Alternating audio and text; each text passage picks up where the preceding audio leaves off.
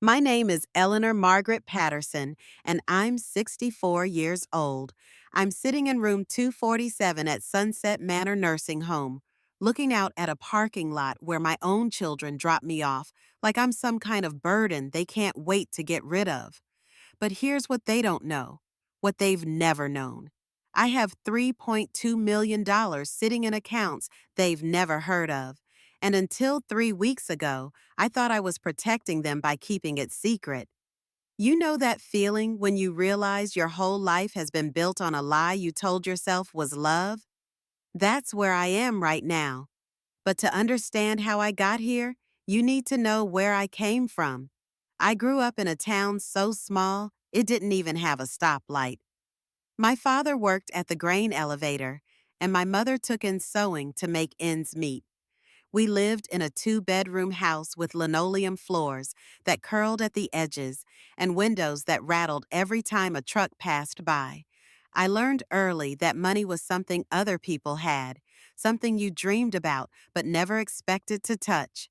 I was 19 when I met Robert Patterson at a church social. He was 22, had calloused hands from working construction, and the kindest eyes I'd ever seen. We dated for 8 months before he proposed with a ring that cost him 2 weeks' pay. I said yes because I loved him, but also because I knew he understood what it meant to work for everything you had. We got married in my mother's living room with 12 people watching. My wedding dress was my grandmother's, altered to fit me by my mother's careful hands. Our honeymoon was 2 nights in a motel 30 miles away. Robert had saved up $43 for those 2 days, and we spent it on room service and a bottle of champagne that tasted like the most expensive thing in the world. 3 years later, our first child, Michael, was born, followed by Jennifer 2 years after that, and then David 3 years later. We lived in a rental house with one bathroom and bedrooms so small you could touch both walls if you stretched your arms out. Robert worked construction during the day and went to night school to become an engineer. I worked part-time at the grocery store when the kids were in school, and we saved every penny we could. You know that feeling when you count out coins to buy milk and you're 3 cents short? I remember standing at the checkout counter, my face burning with embarrassment, while the cashier waited and my 3-year-old Michael tugged at my coat asking why we couldn't just buy the milk. The woman behind me in line reached over and put $1 on the counter. "Been there," she said quietly, and I nearly cried right there in the store. Those were the days that shaped me. Those were the days that made me believe that struggle builds character, that easy money ruins people, that children need to learn the value of hard work. I watched other families in our neighborhood, saw how the kids who got everything handed to them turned out, and I made a promise to myself that my children would never become spoiled. But life has a way of changing your plans when you least expect it. Robert had always been a tinkerer. After dinner, he'd disappear into our garage with scraps of metal and broken appliances, trying to fix things or make them work better. I used to joke that he could make a radio out of a tin can and some wire. What I didn't know was that he was working on something that would change everything. It started with our washing machine. The thing was constantly breaking down, and we couldn't afford to replace it. Robert got frustrated with having to call the repairman every few months, so he started studying how it worked. He'd take it apart piece by piece until he understood every bolt and wire. Then he'd put it back together, but better. One night, he came into the kitchen with grease under his fingernails and excitement in his eyes. "Eleanor," he said, "I think I figured out how to make these machines last twice as long with half the repairs." He showed me a simple modification he'd made to the motor housing. Nothing fancy, just a different way of organizing the internal components that reduced wear and tear. I didn't understand the technical details, but I understood the look on his face. This was different from his usual tinkering. This was something bigger. Robert applied for a patent on his modification. It cost us $300 we didn't have, money we borrowed from my father with the promise to pay it back within 6 months. For weeks, we lived on peanut butter sandwiches and canned soup, but Robert was convinced he was on to something. Then General Electric called. They wanted to buy his patent, not just license it, buy it outright. The number they offered was more money than we'd seen in our entire lives combined. $47,000. To us, it might as well have been $1 million. But here's the thing that changed everything. That first payment was just the beginning. Robert's modification was so effective that GE wanted him to consult on other projects. Then Whirlpool called, then Kenmore. Within 2 years, Robert was making more money than we'd ever dreamed of, and it kept growing. I remember the exact moment I suggested we keep it secret. We were sitting at our kitchen table, looking at a bank statement that showed more money than my father had made in 10 years. Michael was 8, Jennifer was 6, and David was 3. They were in the living room watching cartoons, completely unaware that their lives could change forever. "We can't tell them," I said. "Not yet, maybe not ever." Robert looked at me like I'd lost my mind. "Eleanor, we can buy them anything they want. We can move to a better neighborhood, send them to private school, give them everything we never had." But I made one decision that would change everything. I shook my head. "That's exactly why we can't tell them. You remember what your mother used to say about the Henderson kids? How they turned out because their father struck oil? I won't let that happen to our children." The Henderson family had been the talk of our hometown when I was growing up. Old man Henderson had leased his land to an oil company and struck it rich overnight. His 3 boys went from working summer jobs to driving new cars and never working again. 2 of them ended up in jail, and the third drank himself to death before he turned 30. Our children are going to learn the value of hard work, I continued. They're going to appreciate what they have because they'll know what it's like to earn it. We'll use this money to secure their future, but we won't let it ruin their character. Robert was quiet for a long time. Then he nodded slowly. "So we keep living like we always have?" "We keep living like we always have," I confirmed. "They never need to know." And that's how the lie began. Not out of greed or selfishness, but out of love.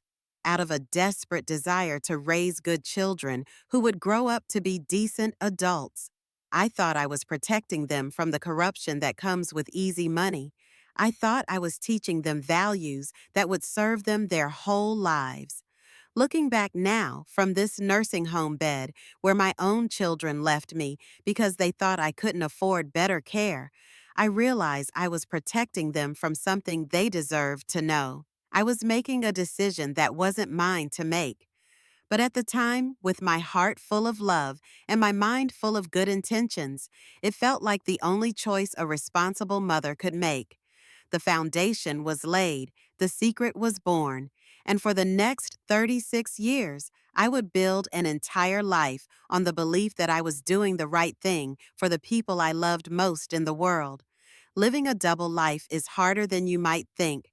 Every morning, I'd wake up and put on the mask of a struggling middle-class mother. I'd clip coupons at the kitchen table while Robert left for his construction job, which was actually his consulting office downtown. We'd argue about the electric bill in front of the kids, worry out loud about car repairs, and make a big show of checking our bank balance before grocery shopping. But at night, after the children were asleep, Robert and I would sit in our bedroom and plan our real life. We opened accounts in different banks, using post office boxes for addresses. We bought certificates of deposit and government bonds. We even started a small investment portfolio, watching our money grow while our children grew up thinking we were barely scraping by. The hardest part wasn't keeping track of the lie. It was watching my children develop exactly the values I'd hoped for, while knowing I was lying to them every single day. Michael was our serious one, even as a teenager. He'd get up at 5 in the morning to deliver newspapers before school, saving every penny for a bicycle he wanted. I watched him count his crumpled dollar bills on his bedroom floor, organizing them by denomination, making lists of how much more he needed. You know that feeling when you could solve all their problems with a single phone call, but you choose not to? That's what I lived with every day. One Saturday morning, Michael came to me with tears in his eyes.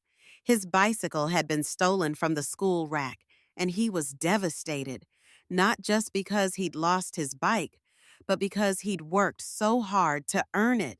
Mom, he said, I saved for 8 months, 8 months of getting up before dawn, and now it's just gone.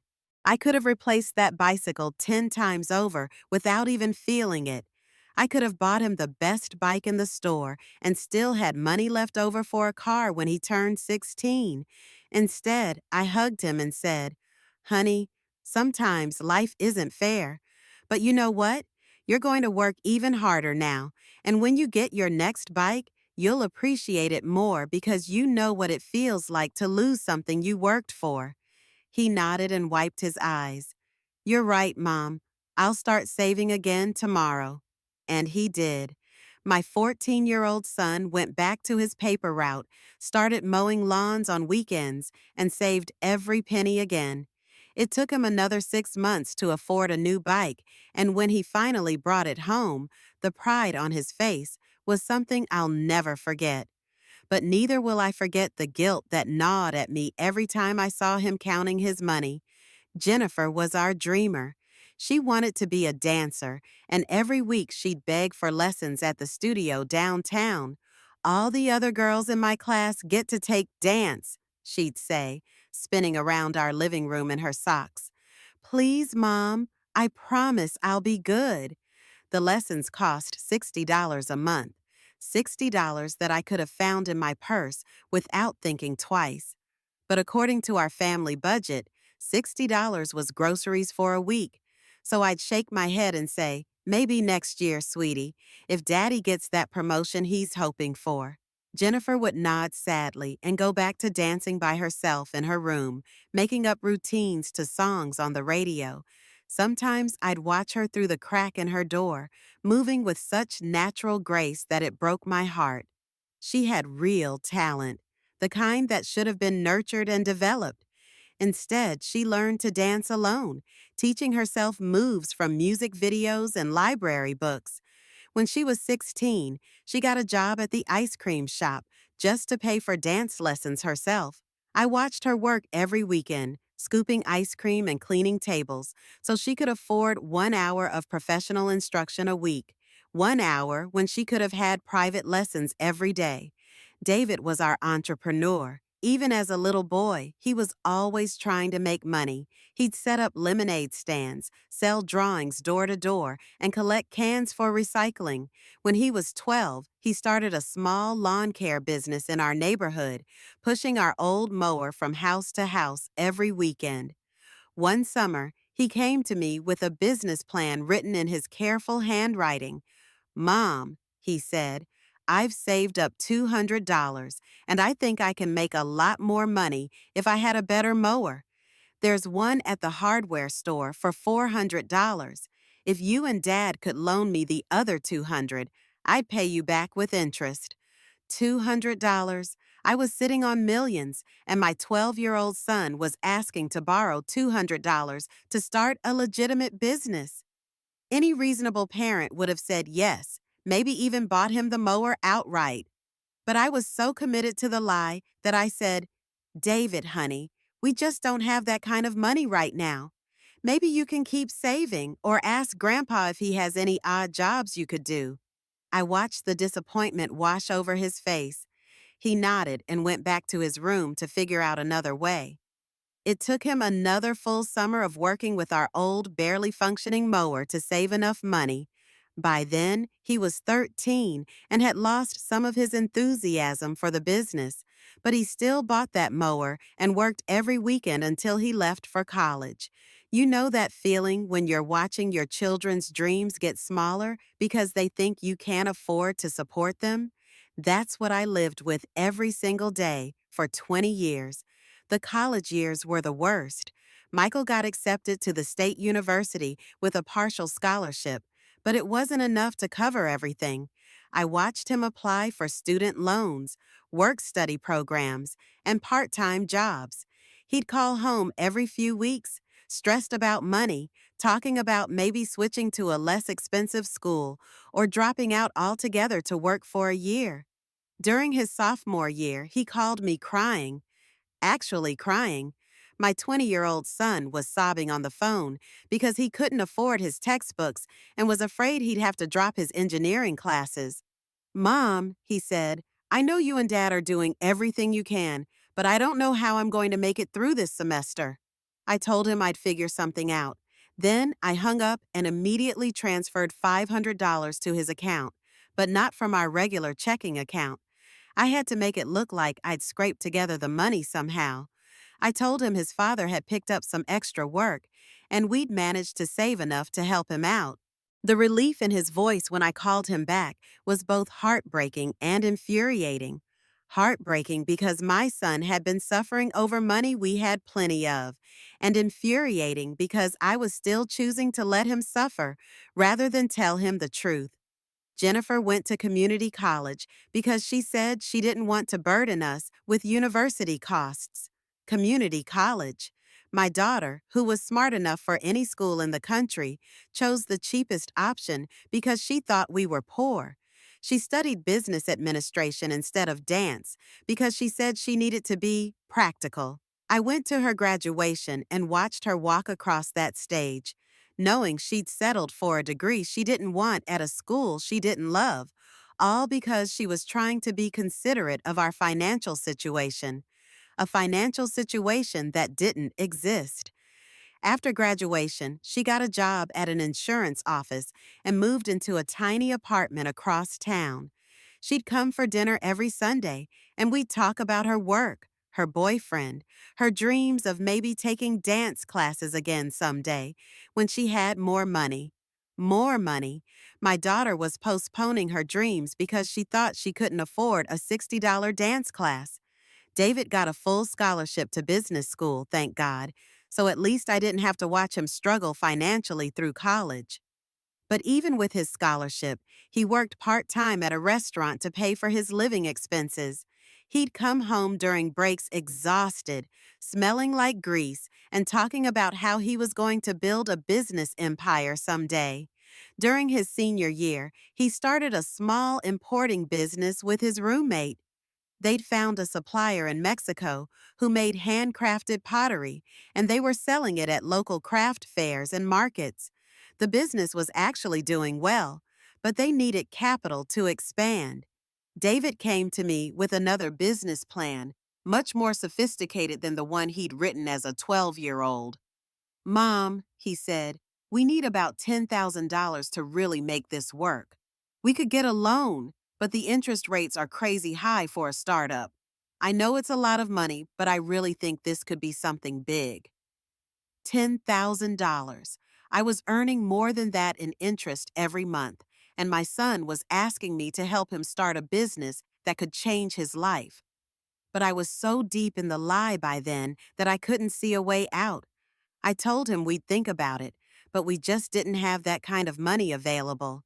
He nodded, disappointed, but not surprised. I figured, he said. Don't worry about it. We'll find another way. They did find another way. They took out a high-interest loan that ate up most of their profits for the first 2 years. The business eventually succeeded, but it took them much longer than it should have, and they worked much harder than they needed to, all because I was too committed to my lie to help my own son. Robert died when I was 58. Heart attack at his desk, quick and unexpected. One day he was there, planning our future and helping me maintain our secret. And the next day he was gone, leaving me alone with millions of dollars and 3 adult children who thought I was barely getting by. The funeral was modest because that's what people expected from us.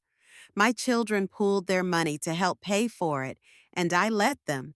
I sat in the front row of the church, watching my husband's casket while my children worried about funeral costs, and I realized I was completely alone with the lie now. After the funeral, Michael sat me down for a serious conversation. Mom, he said, we need to talk about your finances. Dad's gone, and we want to make sure you're going to be okay. Do you have enough saved for retirement? Are you going to be able to keep the house? I looked at my oldest son, this good man who'd learned to work hard and value money because of the lie I'd told him, and I continued lying. I'll be fine, I said. Your father left me with a small pension, and I have some savings. Don't worry about me. But they did worry. They called more often, checking on me, asking if I needed help with bills. Jennifer started bringing me groceries sometimes, saying she'd gotten a good deal and had extras. David would show up to fix things around the house, refusing to let me pay for materials. My children, who I'd taught to struggle for everything they had, were now sacrificing their own money to take care of me, and I was letting them do it because I was too deep in the lie to find my way out. The inheritance from Robert's consulting business made me even wealthier. By the time I was 60, I had over $3 million in various accounts. I was living in the same modest house, driving the same old car, shopping with coupons, and letting my children think I was barely scraping by on Social Security. You know that feeling when you're surrounded by family but feel completely alone? That's what the secret did to me. Every conversation with my children was filtered through the lie. Every holiday, every birthday, every family dinner was tainted by the knowledge that I was deceiving the people I loved most. I started to understand that the secret wasn't protecting them anymore. It was protecting me.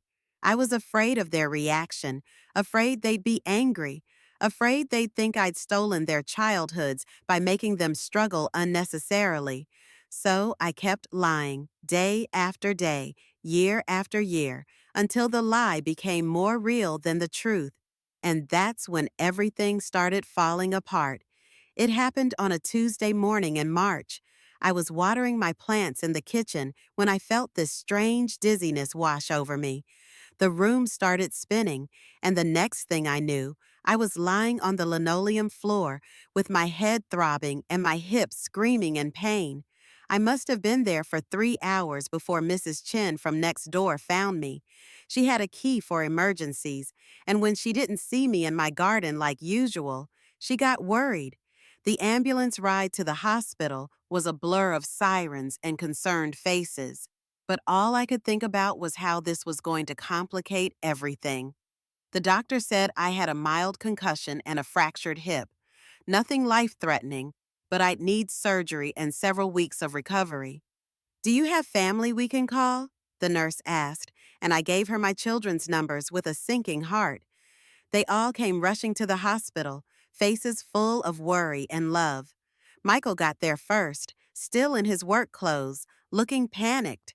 Mom, are you okay? What happened? Are you in pain? I was in pain, but not the kind he was asking about. Lying in that hospital bed, looking at my 3 children gathered around me with such genuine concern, I felt the weight of 36 years of deception pressing down on my chest, heavier than any physical injury. The surgery went well, but the recovery was going to be long. I'd need physical therapy, home care, and modifications to my house to make it safe for someone with limited mobility. The social worker came in with forms and pamphlets, explaining my options with the kind of professional kindness that somehow made everything worse. The good news is that Medicare will cover most of the medical expenses, she said. But you'll need to consider your living situation. Do you have family who can help with daily care? That's when I saw the look pass between my children. It was quick, almost imperceptible, but I caught it. The look that said, "How are we going to handle this?" Michael cleared his throat. Mom, we need to talk about some practical things. The doctor says you're going to need help for at least 2 months, maybe longer. We want to make sure you get the best care possible. Jennifer nodded eagerly. We've been talking, and we think maybe it would be better if you stayed somewhere where there are nurses and physical therapists available all the time, just until you're fully recovered. A rehabilitation facility, David added. They have really good ones now, much better than trying to manage at home. I knew what they were really saying. They were saying they didn't have time to take care of me. They were saying it would be easier to put me somewhere else, somewhere that wouldn't disrupt their lives, somewhere that would handle the burden of an aging mother. But here's the thing, I understood. I really did. Michael had his own family, a demanding job, a mortgage payment that kept him up at night. Jennifer was finally taking those dance classes she'd always wanted, and she was dating someone serious for the first time in years. David's business was expanding, and he was working 18-hour days to keep up with demand. They'd spent their whole lives learning that time is money, that you have to work for everything you get, that family obligations can't interfere with financial stability. I taught them those lessons myself, day after day, year after year. Now they were applying those lessons to me. The rehabilitation facility they chose was clean and professional. It wasn't luxurious, but it wasn't terrible either. It was the kind of place that accepted Medicare and provided adequate care for people whose families couldn't afford anything better. In other words, it was exactly what my children thought I deserved based on what they believed about our financial situation. I spent 2 weeks in that facility, lying in a narrow bed with institutional sheets, eating meals from plastic trays, and listening to the sounds of other people's loneliness echoing through the hallways. My children visited, but not often. They'd stop by after work, stay for 30 minutes, and leave with promises to come back soon. You know that feeling when you're watching your own children become strangers? That's what happened during those 2 weeks. They'd sit in the uncomfortable visitor chairs, making small talk about the weather and my physical therapy progress, but avoiding any real conversation about the future. When the 2 weeks were up, they had another family meeting. This time, they didn't pretend it was a discussion. Mom, Michael said, we've been thinking about what's best for you long term. The house is too big for you to manage alone, especially with your mobility issues. And honestly, we're worried about you being isolated out there. We found a really nice place, Jennifer added quickly. Sunset Manor. It has all the services you need: meals, housekeeping, medical care, and it's not too far from all of us. David pulled out a brochure. They have activities, Mom. Game nights, movie screenings, garden club. You'd have friends there, people to talk to during the day. I looked at the brochure. Sunset Manor Assisted Living. Clean rooms, friendly staff, reasonable rates. Everything a family of modest means could afford for their aging mother. Everything my children thought I deserved. What about the house? I asked. We'll handle everything, Michael said. We'll pack up your things, arrange for the sale, take care of all the paperwork. You don't need to worry about any of it. That's when Michael said the words that broke my heart. Mom, we love you, but we can't take care of you the way you need to be taken care of. This is what's best for everyone. Everyone. Not just me. Everyone. Because taking care of me would be a burden on their finances, their time, their carefully planned lives. Because I'd raised them to believe that family obligations came second to financial stability. Because I'd spent 36 years teaching them that love had to be practical. They moved me to Sunset Manor on a Thursday. I watched them pack my belongings into boxes, deciding what was worth keeping and what should be donated. They handled my possessions with the same efficiency they'd learned to handle everything else, quickly, practically, without sentimentality. Jennifer kept a few pieces of my jewelry. Michael took some of Robert's tools. David wanted the family photos. Everything else was sorted into piles: sell, donate, trash. a lifetime of memories reduced to what would fit in a single room at an assisted living facility. But the worst part wasn't the packing or the moving. The worst part was the relief I saw in their faces when it was done. They'd solved the problem of their aging mother in the most practical way possible. They could visit when convenient, call when they remembered, and get on with their lives without the daily worry of whether I was okay. As I sat in my new room that first night, looking out at the parking lot where they dropped me off, I realized I had two choices. I could continue living the lie, let them believe I was just another elderly woman whose children had done their duty by placing her in affordable care. Or I could tell them the truth and watch their carefully constructed world explode around them. You know that feeling when you realize your own children have become exactly what you taught them to be, even when it breaks your heart? That's when I decided it was time to stop protecting them from the truth. That's when I decided it was time to tell them about the money. The next morning, I called my lawyer. My lawyer, Thomas Mitchell, came to Sunset Manor on a Friday afternoon. I'd worked with him for years to manage the investments and accounts my children knew nothing about. He walked into my small room carrying a briefcase full of documents that would change everything. "Are you sure about this, Eleanor?" he asked, settling into the uncomfortable visitor chair. "Once you tell them, you can't take it back." I looked around my room at Sunset Manor. The narrow bed, the small dresser, the single window that faced the parking lot. "Tom," I said, "I've been taking it back every day for 36 years. I'm tired of living a lie." We called a family meeting for the next Sunday. I told my children I had something important to discuss about my finances, something that would affect all of them. They came reluctantly, probably expecting me to ask them to help with the cost of my care. They sat in the small visitor lounge, looking uncomfortable and checking their phones. Michael kept glancing at his watch. Jennifer seemed distracted, probably thinking about her evening plans.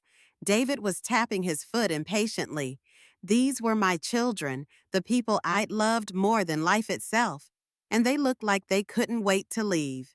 "I have something to tell you," I began, "something I should have told you a long time ago."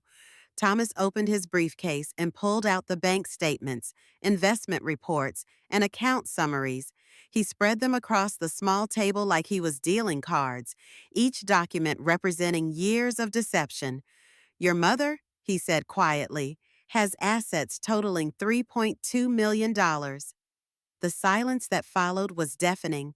I watched my children's faces as they processed the information. Confusion first, then disbelief, then something that looked like anger. Michael picked up one of the bank statements with shaking hands. "This can't be right," he said. "Mom, what is this?" "It's the truth," I said. "Your father's patents, his consulting work, our investments. We've been wealthy for over 30 years. Jennifer's voice was barely a whisper. 30 years? You've been rich for 30 years, and you let me work at the ice cream shop to pay for dance lessons." "I thought I was teaching you the value of hard work," I said, and even as the words came out, I knew how hollow they sounded. David stood up abruptly, his chair scraping against the linoleum floor. "You let me take out loans for my business. High-interest loans that nearly killed my profit margins for 2 years. You could have helped me, and you chose not to. I wanted you to succeed on your own," I said weakly. "No," Michael said, and his voice had a coldness I'd never heard before. "You wanted to play some sick game where you pretended to be poor while we struggled. Do you have any idea what we went through? The stress, the worry, the sleepless nights?" Jennifer was crying now. "I gave up my dreams because I thought we couldn't afford them. I went to community college instead of the dance conservatory because I was trying to be practical, trying not to burden you financially." "You were never a burden," I said. "I loved you. I thought—" "You thought what?" David interrupted. "That lying to us for our entire lives was somehow good parenting? That watching us struggle was character building?" The worst part was seeing the hurt in their eyes. Not just anger, but deep, wounded betrayal. I'd broken something fundamental between us, something that might never heal. We put you in this place, Michael said, looking around the small room, because we thought it was all we could afford. We've been feeling guilty for months about not being able to do better for you. And all this time, Jennifer added, you could have been living anywhere you wanted. You could have had private care, a beautiful home, anything you needed. Thomas cleared his throat. There's something else. Your mother has been revising her will. I took a deep breath. I'm leaving most of the money to charity. The Children's Hospital, the scholarship fund at the community college, the food bank, places that help people who actually need it. The color drained from their faces. This was the part I dreaded most, but also the part that felt most necessary. You're leaving us nothing? Michael asked. I'm leaving you what you already have, I said. Your work ethic, your independence, your ability to make your own way in the world. Those are the gifts I actually gave you. They left that day without saying goodbye, just walked out of the visitor lounge and didn't look back. I sat alone in my room, finally free from the burden of the secret, but also more alone than I'd ever been in my life. In the weeks that followed, they each reached out separately. Tentative phone calls, awkward visits, conversations that danced around the enormous elephant in the room. The dynamic between us had changed completely. They were more attentive now, more concerned about my well-being, but it felt hollow somehow. I couldn't tell if they were genuinely worried about me or just hoping I'd change my mind about the will. What I learned is that some secrets are too big to survive the telling. Some lies, even ones born from love, do too much damage to ever be forgiven. My children still visit me, still call to check on me, but there's a distance now that wasn't there before. They look at me differently, like I'm someone they thought they knew, but never really understood. But here's what I want you to understand, what I need you to remember. Love isn't about what you can give someone. It's about what you choose to share. I thought I was protecting my children by keeping them from the truth, but I was actually protecting myself from their judgment. I was afraid they'd love me less if they knew how much I had, so I chose to let them struggle rather than risk their disappointment. If you're a parent listening to this, if you're someone who thinks you're protecting your children by keeping secrets, please learn from my mistakes. Trust them with the truth. Trust them to handle prosperity with the same grace they've learned to handle struggle.